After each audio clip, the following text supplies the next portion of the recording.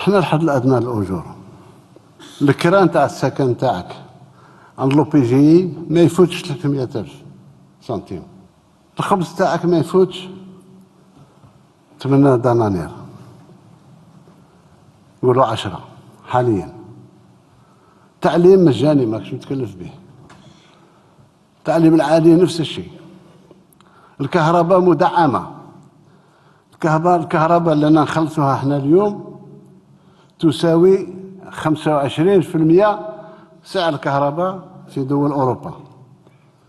الماء أنتم تعرفوا باللي المياه اللي نشربوها تحلية المياه كل متر مكعب يتقام للدولة $1.50 أمريكي، في التوزيع نتاعو ما نخلصوش 25 سنتيم تاع $1 لكل واحد.